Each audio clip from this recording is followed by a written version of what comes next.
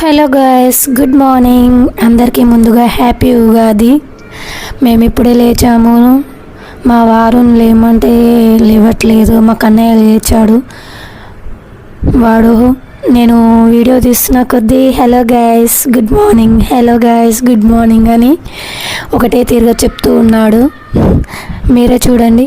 సరే మళ్ళీ చెప్పరా అని మళ్ళీ నేను వాడిని అడిగేసరికి ఎన్నిసార్లు చెప్పాలి మమ్మీ అనేసి తల పట్టేసుకుండు. ఇదంతా కాదు అని వాళ్ళ పప్ప దగ్గరికి వెళ్ళి వాళ్ళ పప్పని లేపడం అయితే స్టార్ట్ చేసిండు. వాళ్ళ పప్ప అలా పడుకొని ఫోన్ చూస్తూ ఉండిపోయాడు. మరో పక్క కన్నయ్య వాళ్ళ పప్ప లేవట్లేదని ఇక మళ్ళీ నా దగ్గరికి అయితే వచ్చేసాడు. నేను పని చేసుకుందామంటే అస్సలు చేసుకొని ఇవ్వట్లేదు. ఈరోజు ఏమో ఉగాది పండగ రోజు పని ఎలా ఉంటుందో మన ఆడవాళ్ళకి మాత్రమే తెలుస్తుంది.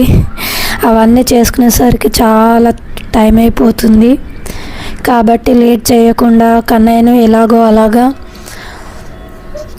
ఒప్పించి ఏదో ఒకటి చెప్పి వాళ్ళ పప్ప దగ్గరికి అయితే పంపిద్దామని వెళ్ళాను.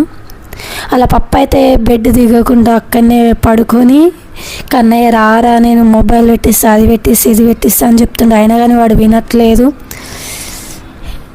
మా వారికి ఏమో వీక్లీ హాఫ్ డే కాబట్టి ఈరోజే తనకి లీవ్ దొరికింది. ఈరోజే ఇంటికాడ ఉన్నాడు. ఎప్పుడు వీక్లీ మొత్తం డ్యూటీ చేస్తాడు. ఈరోజు సండే కాబట్టి ఈరోజు మాత్రమే ఇంటికాడ ఉన్నాడు. కాబట్టి తాను రెస్ట్ ఈరోజు ఒక్కరోజు మాత్రమే కాబట్టి నేను ఫోర్స్ చేయలేకపోతున్నా. ఇక తప్పట్లేదు. మా వారికి ఏదో ఒకటి చెప్పేసి కన్నయ్యని పట్టుకోండి, మేనేజ్ చేయండి అనేసి నేనైతే వెళ్ళి ఫోన్ తీసేసుకున్నాను. తర్వాత కన్నయ్యను చూసుకోమని చెప్పాను. సరే అనేసి ఆయన ఓకే అన్నారు. తర్వాత మా కన్నయ్యని ఆయన దగ్గర అయితే వదిలిపెట్టాను.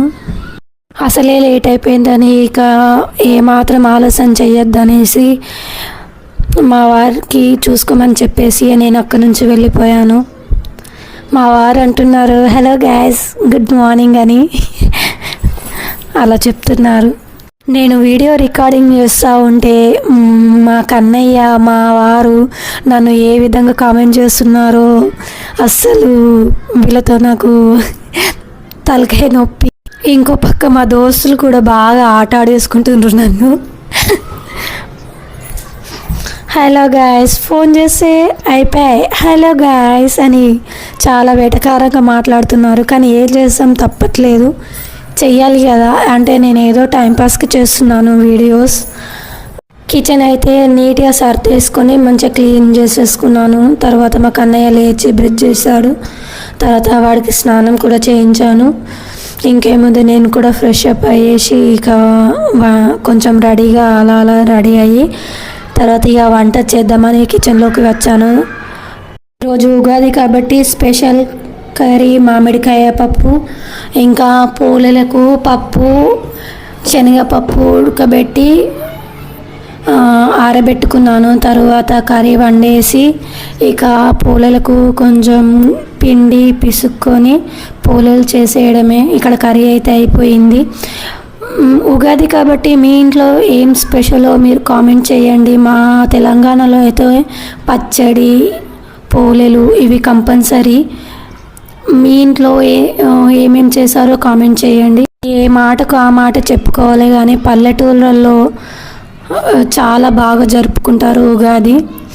పచ్చని తోరణాలు, కుండలో పచ్చడి, మామిడికాయలు, తెల్లవారుజామున వాకిట్లో వేసే ముగ్గులు, వాటితోంటే పండగ అనే ఒక కళ వచ్చేస్తుంది.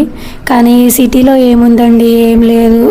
కొందరు జరుపుకుంటారు, కొందరు జరుపుకోరు. కొందరు అలా చేయడం వల్ల ఈరోజు పండగ అన్న ఫీలింగే ఉండదు. ఏదో పేరుకి అలా చేసేసుకుంటాం. అట్లా ఒక సందడి ఉండదు, ఏముండదు. అదే పల్లెటూరులో అయితే ఆ వైబ్స్ వేరు ఉంటాయి. అవి మీకు కూడా తెలిసే కామెంట్ చేయండి. ఇంతకీ నేను చేసిన పూలలు ఎలా ఉన్నాయో చెప్పండి. ఎలా ఉన్నా కొంచెం అడ్జస్ట్ అవ్వండి. మీ ఇంట్లో మీరు ఉగాది ఎలా సెలబ్రేషన్ చేసుకున్నారో కామెంట్ చేయండి, షేర్ చేయండి, లైక్ చేయండి, సబ్స్క్రైబ్ చేయడం మర్చిపోకండి. Bye bye.